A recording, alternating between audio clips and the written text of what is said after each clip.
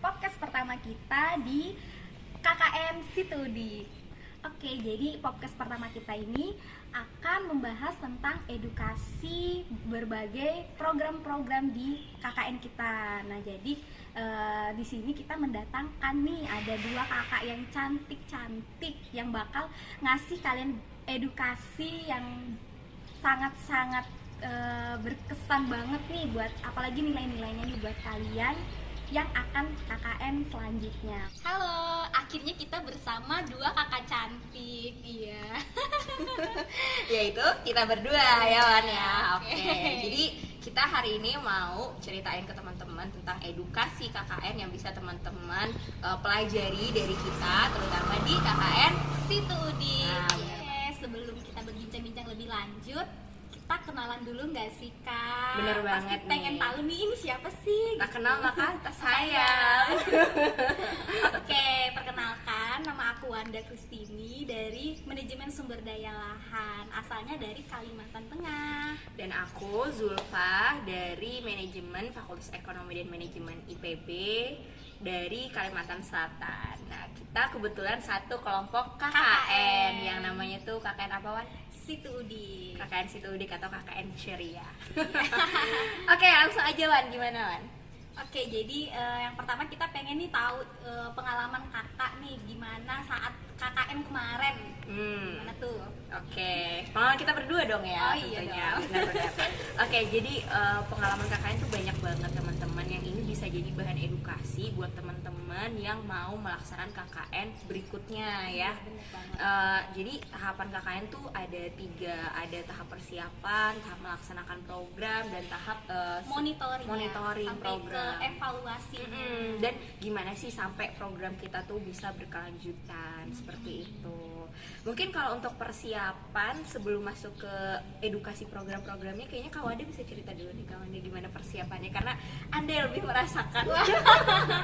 Oke, jadi persiapan yang kita lakukan ini sudah jauh-jauh hari sebelum KKN dimulai. Nah, dari persiapan ini kita berkunjung ke desanya beberapa kali. Nah, di situ kita sebelum membuat program-program, kita harus tahu dulu ini permasalahannya itu seperti apa di desa. Nah, dari permasalahan tersebut, nah nanti kita bisa nih menyusun program-program apa yang akan kita laksanakan pas saat KKN itu.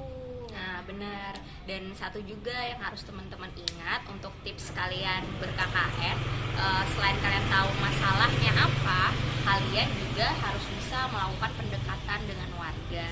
Karena apa ya, keluarga itu senangnya berdiskusi, bermusyawarah gitu ya Wan ya, dan itu juga kita lakukan seperti itu. Dan mereka juga punya harapan banget nih nanti setelah KKN itu ada yang berkelanjutan untuk mereka. Itu yang paling penting sih. Wah bener banget, ngomong-ngomong berkelanjutan nih kayaknya pasti seru banget nih ya kan. Karena banyak banget KKN yang berkelanjutan tapi ternyata programnya setelah 40 hari selesai gitu ya. Tentu enggak dong dengan program KKN Desa Situdi kita ya enggak sih? Punya kita itu unik. Benar. Jadi berkelanjutan. Oke, next. Nah, jadi apa-apa aja nih Kak program-program yang kita laksanakan kemarin? Oke, jadi tadi kan udah masuk tahap persiapan nih. Sekarang kita masuk tahap merancang program. Nah, jadi program kita tuh semuanya ada 9 plus gotong royong jadi 10. Nah, 10 program dalam 40 hari itu butuh waktu, butuh tenaga, dan butuh kerja keras tim ya yang sangat tinggi gitu. Nah, salah satu programnya itu yang paling fenomenal dan berkelanjutan adalah Magot dan budidaya jahe merah. Selain itu kita juga mengajarkan bagaimana mereka untuk bisa membangun bisnis yang baik gitu.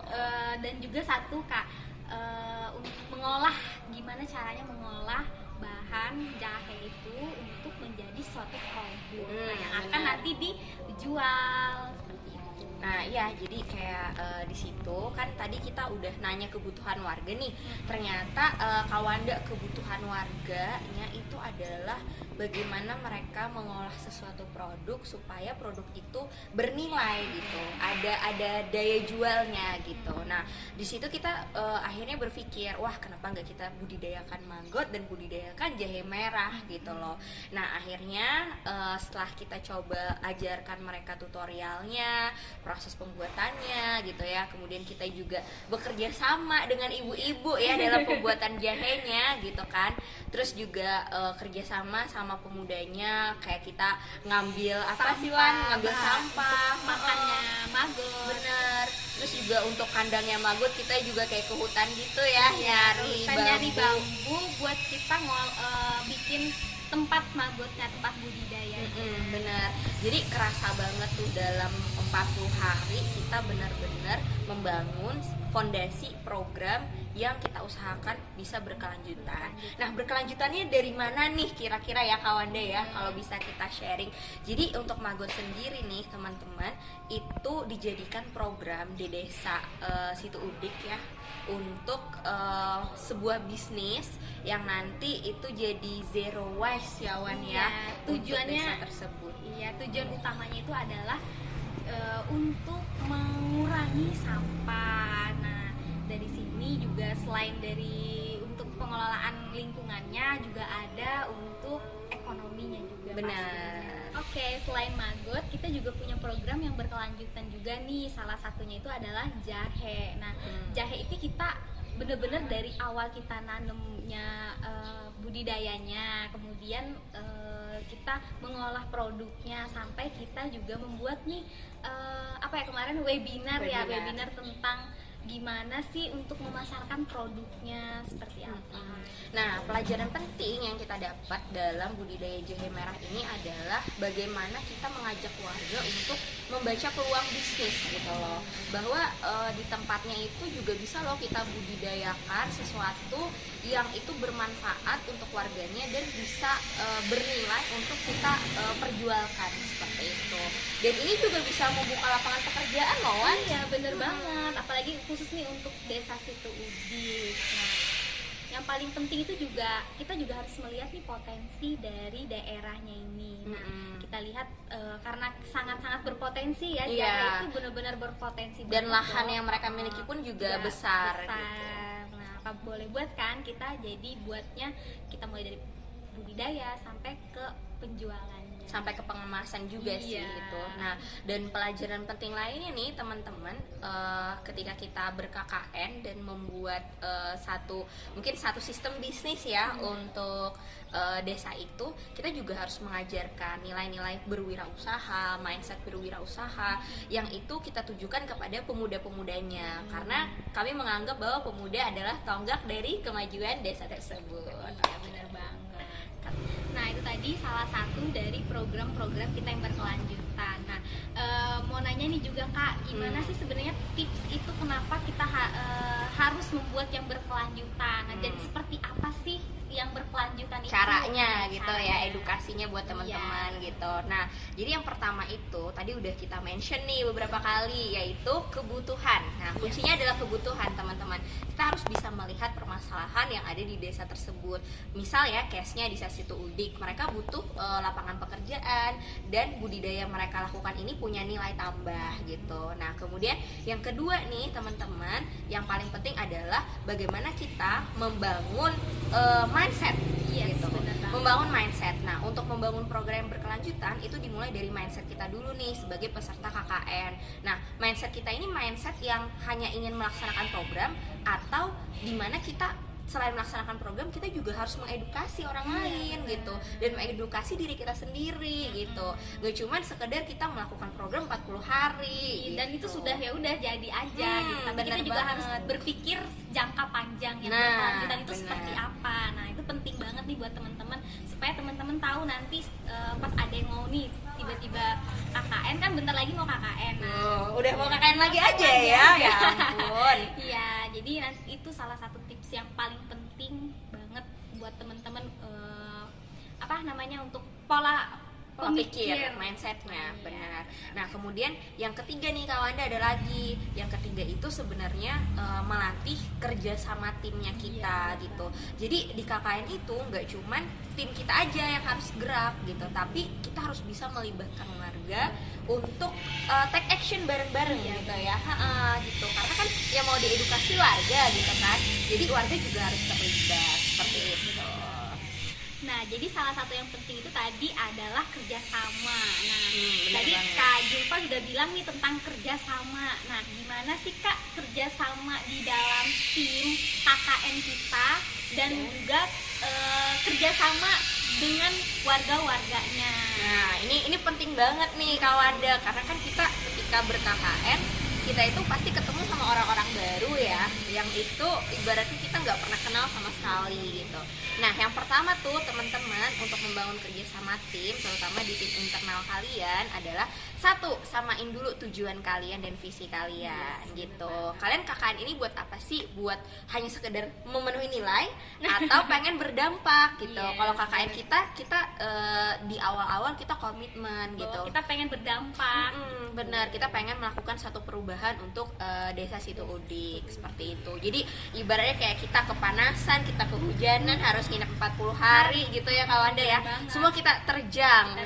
Karena kita berkomitmen di situ, kita pengen banget berdampak ke banyak masyarakat. Apalagi ini kan program KKN yang apa ya namanya, kayak bener-bener di harapan warganya ini adalah untuk kemajuan desa mereka. Mereka tuh berekspektasi lah ya dengan kita gitu. Nah kemudian yang kedua itu adalah kita nih harus numbuhin jiwa yang fleksibel dan adaptif. Benar. Nah itu gimana tuh jiwa fleksibel dan adaptif? Maksudnya adalah kita bakal berhubungan dengan teman-teman kita yang itu tuh kebiasaannya beda-beda gitu. Kebiasaan dan karakternya beda-beda. Nah di situ kayak kita harus menghargai satu sama lain, fleksibel juga gitu loh, mengikuti kebutuhan yang ada di tim gitu. Kadang-kala kita makannya 2 kali sehari ya kawan deh, atau 1 kali sehari juga pernah gitu. Karena saking banyaknya program gitu. KKN kita berwarna banget banget, ada horor-horornya juga itu gitu. nanti Jadi kita menguji kefleksibelan kita gitu, dan jiwa adaptif. Nah jiwa adaptif ini maksudnya teman-teman harus bisa mulai ramah dengan warga, kemudian mulai untuk berjiwa sosial gitu ya, karena kita nggak hidup sendiri gitu di KKN situ. Kita berusaha untuk masuk ke dalam dunia baru yang kita sebisa mungkin harus diterima dengan orang baru itu gitu.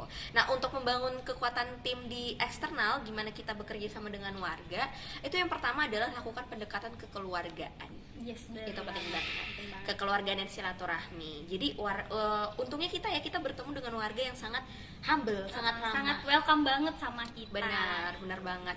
Dan di situ kayak kita ibaratnya ya benar-benar makan bareng. Kemudian kita juga ya melakukan beberapa pendekatan yang itu mungkin kalau mahasiswa mungkin tidak bisa melakukan pendekatan secara akademisi ya kawan ya, nggak bisa kayak rapat harus yang formal, nggak bisa. Tapi memang benar-benar di warga itu secara kekeluargaan kita saling saling asuh, sama-sama bantu. Kalau misalkan warga butuh kita backup gitu ya, kita butuh juga warga nolongin kita gitu. Jadi nilai-nilai kekeluargaan dan saling tolong menolongnya tuh kerasa banget gitu. Nah itu tadi banyak banget nih nilai-nilai yang udah kita jelaskan. Kemudian tips dan trik juga penting nih buat teman-teman nanti yang mau KKN lagi. Benar banget. Nah jadi yang paling penting banget nih, yang intinya itu adalah ada 2 nilai. Yang pertama itu adalah kekeluargaan dan juga ada keberlanjutan. Nah, karena ini udah di akhir kita gitu ya, di akhir podcast kita yang penuh dengan edukasi, tips dan trik gitu ya. Nah, aku bakal ngasih tahu ke teman-teman nih terkait 2 nilai penting ini gitu. Kekeluargaan tuh gimana kita menekan ego masing-masing, kemudian kita bisa menghargai satu sama lain, dan yang paling penting itu adalah kebersamaan capek-capeknya kita gitu ya. Kita tuh kayak saling backup, saling nolong gitu ya. Itu yang paling penting. Dan di situ juga kayak kita belajar hidup sederhana ya Wan ya. Mandi di sungai gitu kan. Makan bareng warga, itu sangat-sangat berkesan buat kita. Nah, untuk berkelanjutannya sendiri nih teman-teman, itu itu dilihat dari bagaimana warga melanjutkan program-program kita, dan warga juga bisa berkolaborasi dengan beberapa mitra ya untuk kedepannya gitu. Bahkan dijadikan program desa ya, salah Iya, satu benar. proker kita. Seperti Bahkan itu. jadi desa percontohan. Desa percontohan desa-desa yang lain seperti itu. Nah, itu adalah satu kebanggaan untuk kita KKN Ceria. Nah, itu aja yang bisa kita sampaikan untuk podcast kita hari ini. Stay tune terus keseruan kita di podcast Ceria KKN. apa namanya? Podcast KKN Ceria. bener Yeay. banget. Oke, and the last, thank you banget. Buat teman-teman yang udah dengerin dari awal sampai last ini, oke, semoga teman-teman bisa jadiin apa ya, motivasi juga Motivasi. ya buat teman-teman. Dan edukasi atau pedoman sebelum kalian ber-KKN Yes, seperti bener itu. banget. Oke, thank you. Aku Zulfa dan Wanda. mengucapkan pamit. So, bye.